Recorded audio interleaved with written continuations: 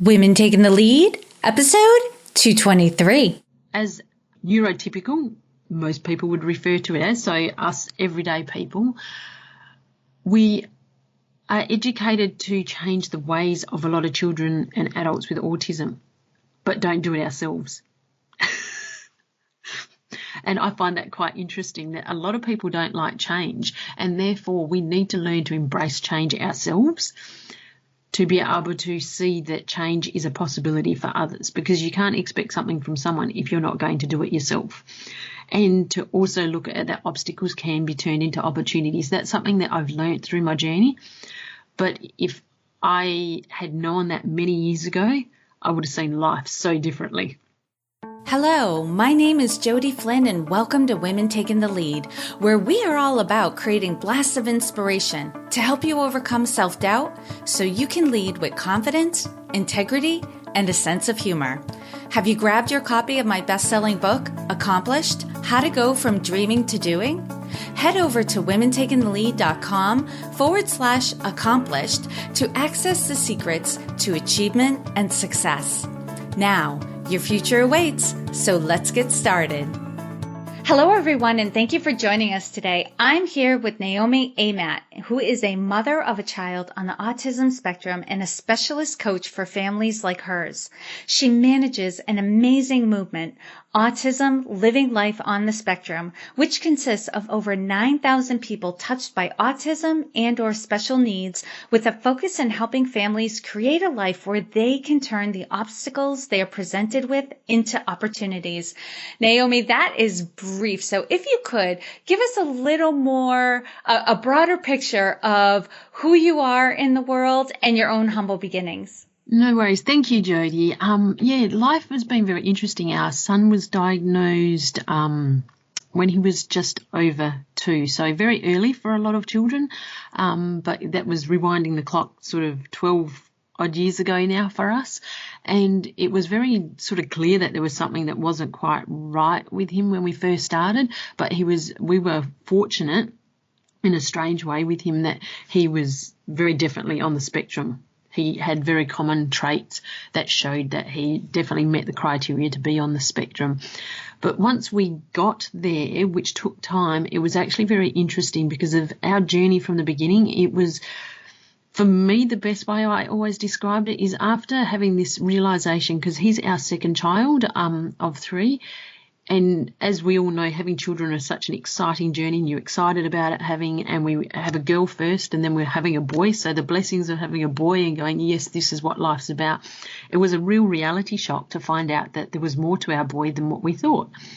And services are out there, but when you actually then end up in this situation, for me, I felt like it was actually asking for a fruit or veggie that was out of season when it came to actually accessing things, which was one of our biggest obstacles to start with. You're actually having to fight non-stop to actually seek assistance and guidance in how we were going to deal with everyday life.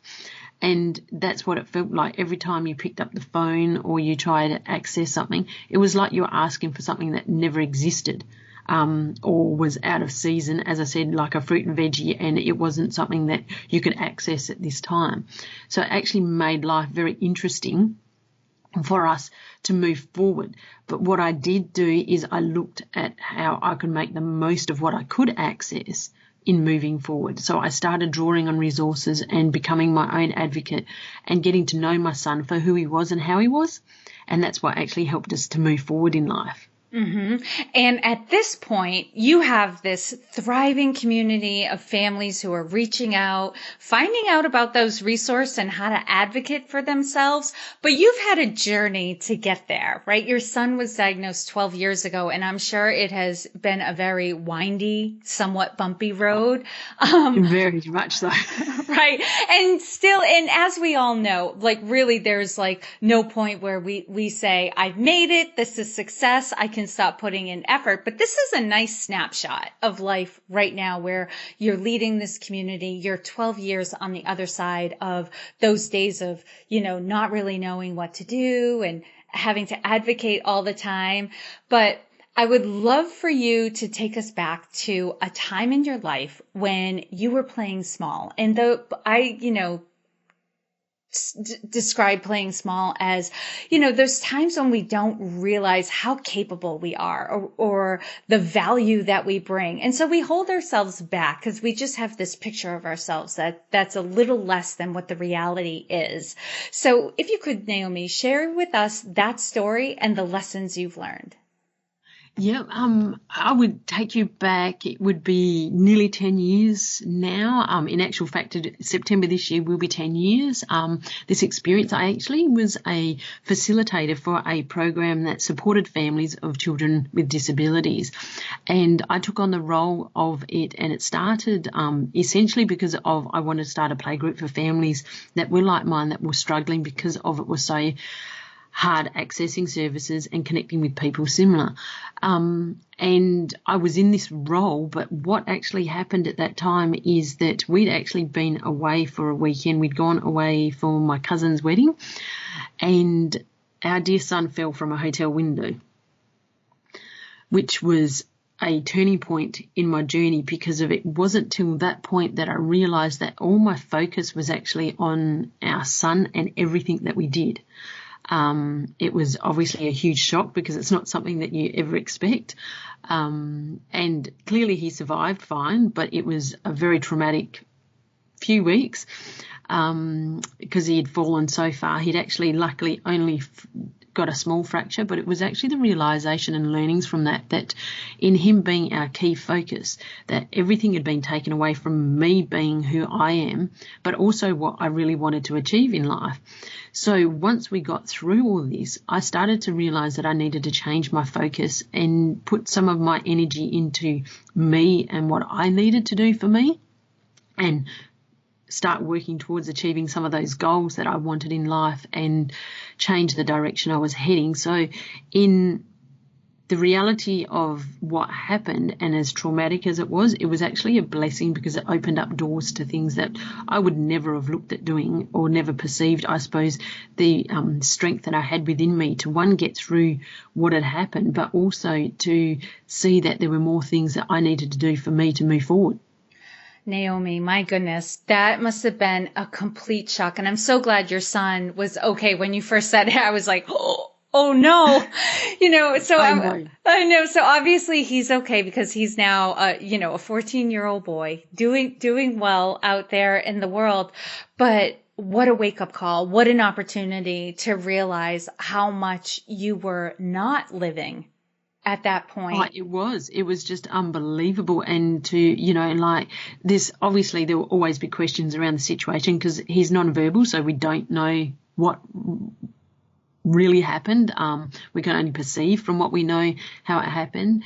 And the trauma that was for him, trying to explain to people, understand him, because he wasn't coping obviously either. And being nonverbal, you don't know what was or wasn't wrong from what happened, because he fell about 6 to 9 meters,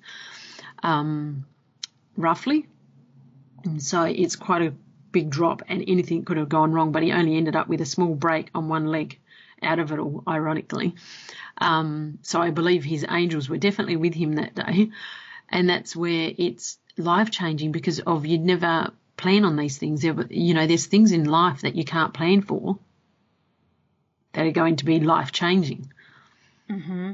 And, because I've heard so many families, you hear the stories, when there's a child with special needs, be it, a life-threatening illness or developmental disability, where the parents just give over, and the family starts to circle around this one child, and how, that it's intuitive, right? There's a need to step up and give that child more attention, but also how destructive it can be to the family unit because so much attention is put on that one child.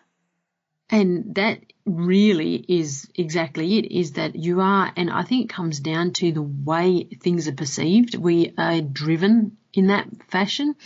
Because everything's all about the child. So when you try and do things, the focus is on your child with special needs. It's actually not a family unit focus, which is one of my passionate areas, which I'll share further on a little bit more, to the fact that it's actually about changing the way we perceive things. Mm-hmm. I love it. And Naomi, if you could, I'd love to get another story from you. This one, I'd like to focus on a particular wake-up call. Now, your last story definitely had a wake-up call included, but this one is usually the one that has led to where you are or to a particular success in your life. So if you could take us back to that moment when you had the realization and you were ready for action, and then the steps you took that led to your success.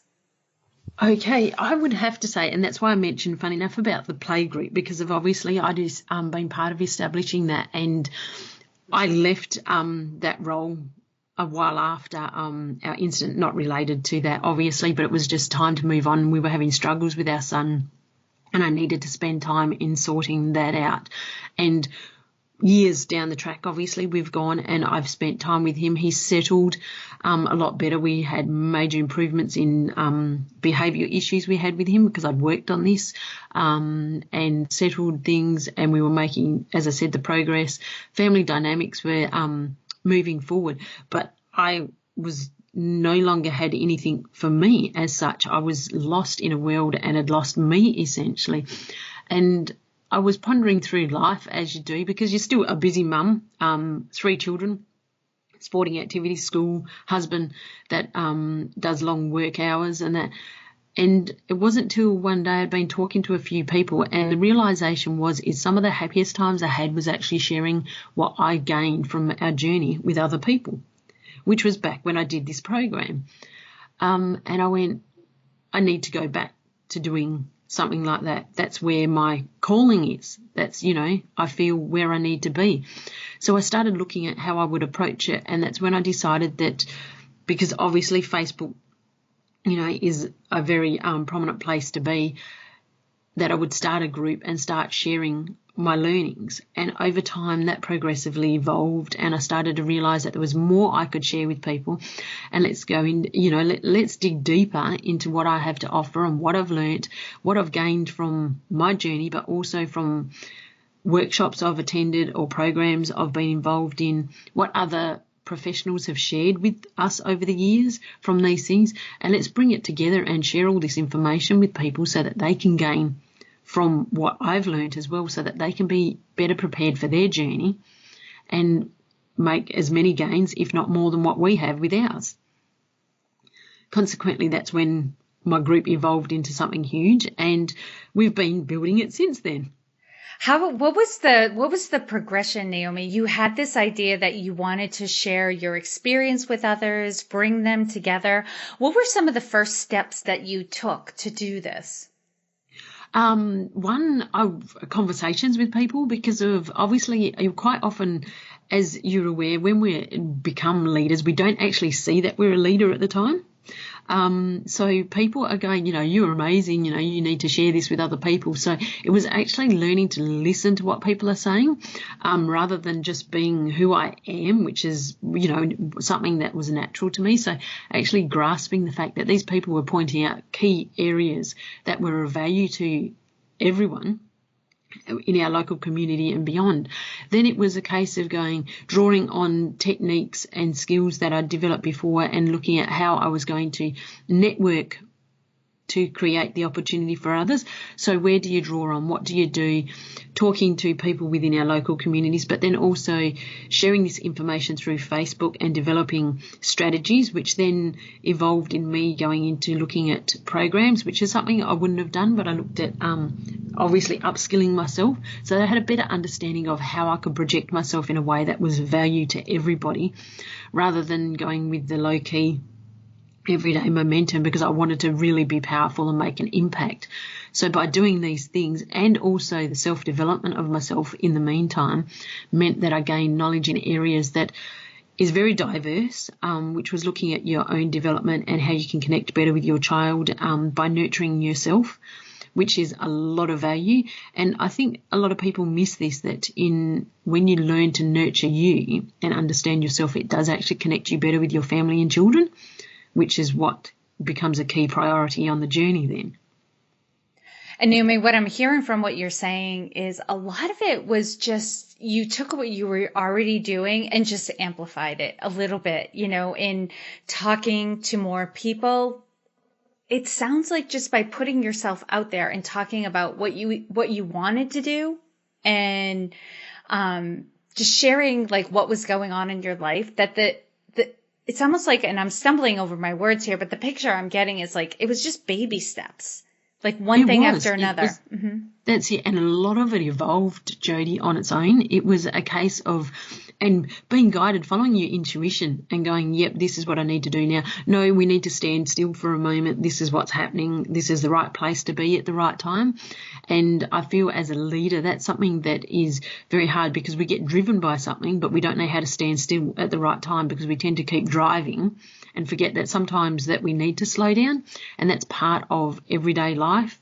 You need to allow yourself to process everything and allow it to evolve, and that happens whether it's personally or professionally. So when you blend the two at the right pace, you get the perfect outcome. I love it. And Naomi, this is a great segue because I always want to hear about the different leadership styles that my guests have. I think another misconception people have about leaders is that leaders are kind of all, built from the same mold. And I think that's why a lot of women, I know some men go through this too, but especially women don't recognize that they are leaders because they think of the CEO of a Fortune 500 company and what their personality types are and the things that they have going on. So if you could give us a bigger picture of what leadership can entail by telling us about your own personal leadership style. Okay, so for me, leadership is about obviously not just sharing my journey, but sharing how I've been impacted by the journey.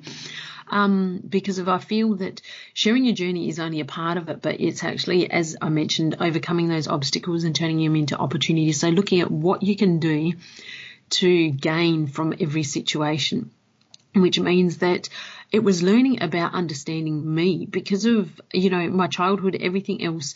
You go through life, you have dreams, goals and all things, and then they change. They don't, your direction doesn't always go the path that you planned it on. And quite often it's that for many people. And I think drawing on that and understanding that it's okay to take a different path to what you originally planned on, because of that path may be what's going to take you better places and bigger places than you ever planned.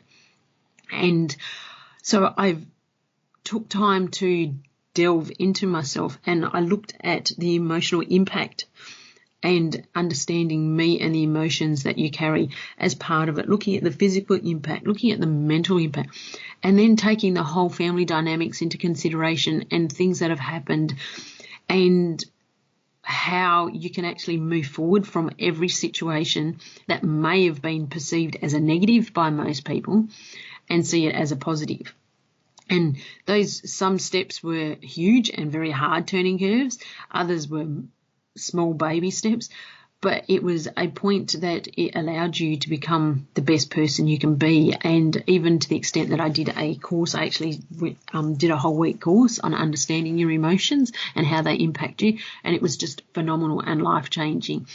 It's also looking at spiritual concepts. I've looked into different connections there and how you can actually use your own energy to help heal parts of your body.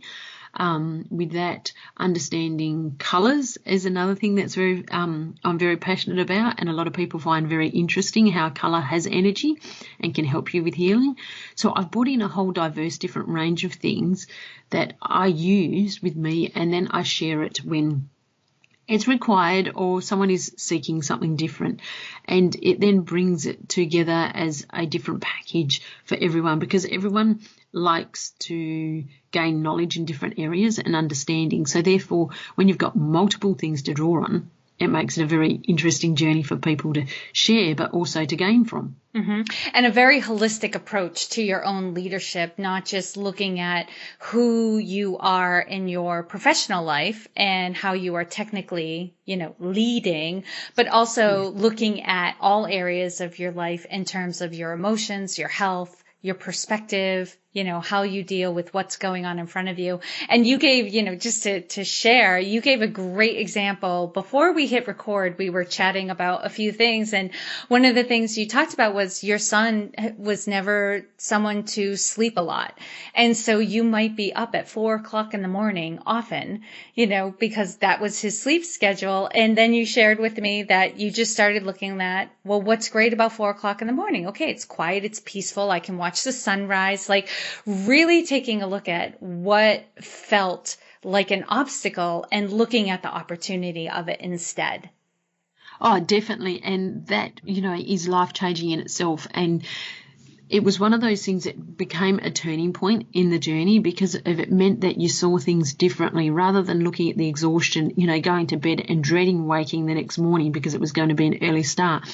You would go to bed and go, I'm going to get the most out of this sleep, and we'll embrace the day when it starts. So if the sun was being able to see the sunrise, to get 5 minutes more sleep, Jodie, just made the difference because it meant that each time you would progress, and then your focus became about let's get more of what we're getting rather than what we haven't got. So you actually change the whole focus and your perception, which is huge. Oh, yeah, absolutely. And Naomi, what is one thing that you're working on right now that you're really excited about and want to share with us? Right now, most probably my biggest approach, especially obviously with autism, I call it acceptance rather than awareness because of its a different context. Awareness has been around for so long, but for me, acceptance is very different because awareness is a bit like knowing someone is black and white. Acceptance to me is knowing the people for who they are. So it could be like for us knowing that they're Caucasian or Indigenous. So it's actually seeing people for who they really are and not just what you see. And that focus there is creating that acceptance on a global level. So it's actually pushing out there, spreading the word and going, it's time to accept these children, these teenagers and these adults for who they are because they have more value to share than what a lot of people realise. So I've actually been working on a couple of videos and I did actually release one yesterday that I created, which is the many faces of autism. And we've had people from our community contribute pictures of their children to show that, autism does not have a look. It is, it looks like you and me, basically. So there can be people in your communities that actually have autism that you may not be aware of. So let's become more accepting of everybody because you don't know what's behind the scenes of a family dynamics. That was something that struck me. I have one nephew on the spectrum, and I remember just as a family, the growing awareness of autism. And of course, when someone in your family is diagnosed with any condition, all of a sudden you're very curious about it. You start researching it. And I remember, yes. I think it was my mom commented at one time, we were flipping through the pages of a book or something, and there were a lot of pictures in it. And my mom was like, nobody, they all look like normal children. They all, you can't tell them apart from normal children in still pictures. It's yes. only when you see the behavior and when it's in action and that sort of stuff. And, I was like, yeah, no, there's no distinguishing physical features that distinguishes one person with autism from another. It's all in how the brain processes information. That's it, exactly. And that's where the challenge lies. And what leads me to, where I'm moving to because of it's about needing to change perceptions. And on the flip side of things, Naomi, what is the biggest leadership or business challenge you're faced with right now? That's where I would, and that's where this leads into is it's actually changing the perceptions and where I'm heading is people understanding because as a leader, a lot of people still, I find, do not have a grasp of autism and their perceptions come from different areas. And I respect that, and it's something that you also learn, and it's educating people on all levels that our understanding and perception of autism for everybody comes from a different view, because you're impacted by the media, you're impacted by movies, different people, different experiences, our journeys from our past impact us. So what you've come across is what molds you as an individual into understanding what autism is. So a lot of people, when they come across autism, have a preconceived idea of what autism looks like, what it acts like, what it is, when in actual fact, one of the most common sayings, which I love, is if you've met one person with autism, you've met one person with autism. Yes. Because I feel that's what needs to be changed, is in a global aspect. People need to see people as they are, the unique individuals. And rather than being judgmental, see it that there is maybe a challenge there at that time that you see this person, but be, accepting of that is the person as they are, and know that the parents are doing the best they can with whatever situation they're dealing with, which is where once we start changing perceptions, if people are more accepting and inclusive of these children and adults as they grow, people will learn so much more because of these, whether they're children, teenagers or adults on the spectrum, have so much to offer and educate us in seeing the world from such a different view. Mm-hmm. Absolutely. Absolutely. And I find that fascinating as well when I'm chatting with my nephew. He's 17 at this point. Yep. He just gets fascinated by different things. And, and I completely agree with you, because he also has friends who have autism, and they are very distinct from one another, because that's the thing with autism. There is a spectrum, right? So yes. Not everyone has the same, presenting features, for lack of a better term, so, but it's very fascinating to interact with somebody whose brain works just a little bit different, and to really get a picture of how they're processing information. And also for him, he's noticing things that I would never pick up on. Yes, and they do. They definitely pick up on things and are more aware, I feel, of their surroundings than what we see. Yes. They perceive to not be aware of their surroundings, but they're aware of things that we don't see.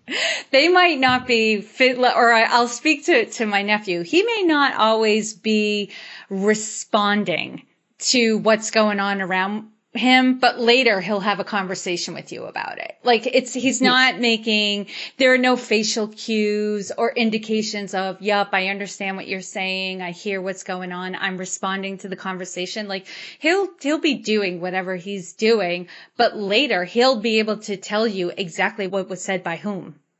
Because he was listening. So. Yeah, and that's it. And very often they're very tuned in, and you miss the whole, unaware of the fact that they're taking in more than what you realise. Mm-hmm. They look distracted, but they are not. Absolutely no, they're definitely not. Far from it, yes. All right, Naomi, now I'm going to do a quick leadership roundup. So tell us, what is one practice you have that helps to make you a better leader?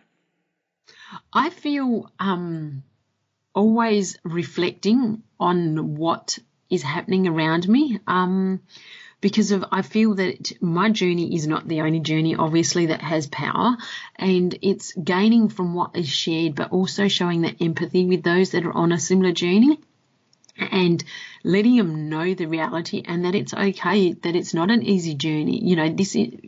Autism is not for the faint-hearted by a long shot, and that when you share with others that you've been through those struggles and you can come out the other side, I feel it has so much power, because of a lot of people, when you're in that position, because I know for myself it was the same, you felt like it was never going to end. Surviving the journey seemed like such a battle. Whereas when you actually get through it, you go, wow, I did that. But at the time, you often don't see it. And I can see that in many families, that they can't see the light at the end of the tunnel. Whereas when you actually empower people with knowledge and information to help them through that, it actually gives them hope, if that's the only thing that they can hang on to, that it is possible for change, and that the future will be very different to what the reality is at that point in time in their journey. What advice would you give your younger self? To embrace change, because of as neurotypical, most people would refer to it as, so us everyday people, we are educated to change the ways of a lot of children and adults with autism, but don't do it ourselves. And I find that quite interesting, that a lot of people don't like change, and therefore we need to learn to embrace change ourselves to be able to see that change is a possibility for others, because you can't expect something from someone if you're not going to do it yourself. And to also look at that obstacles can be turned into opportunities. That's something that I've learned through my journey. But if I had known that many years ago, I would have seen life so differently.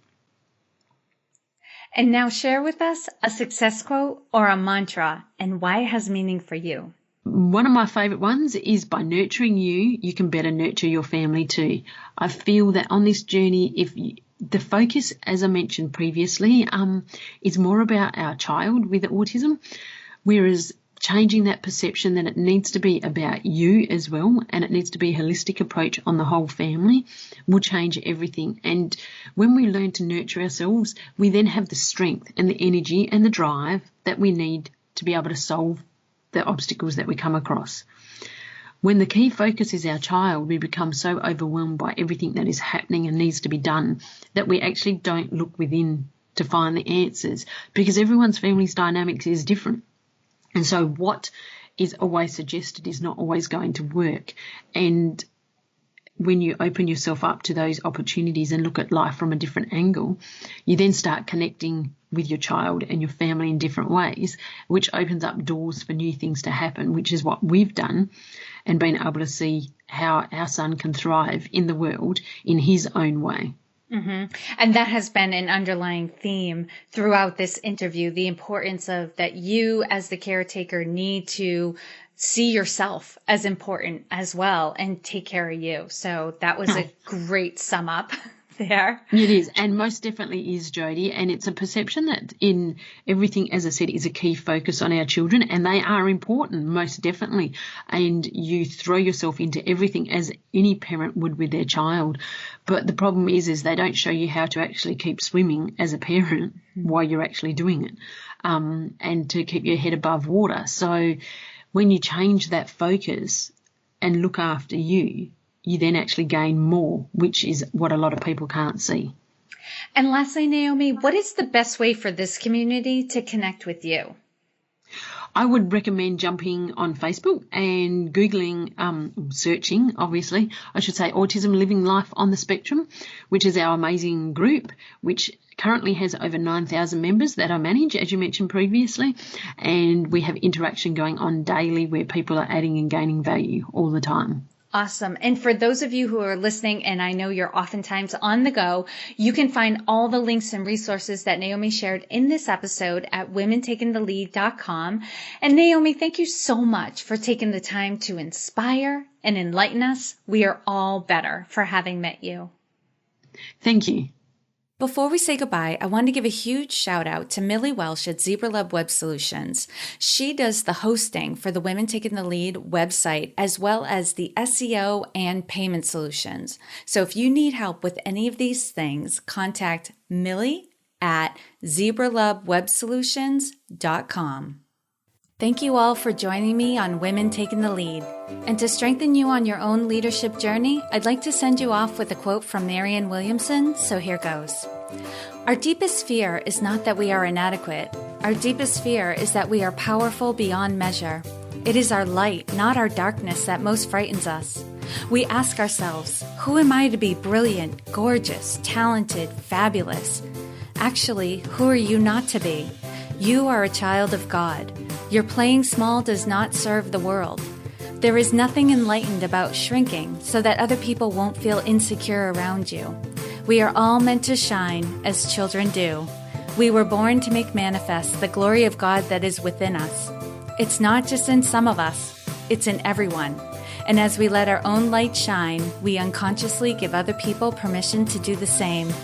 As we are liberated from our own fear, our presence automatically liberates others. Again, thank you for joining me, and here's to your success.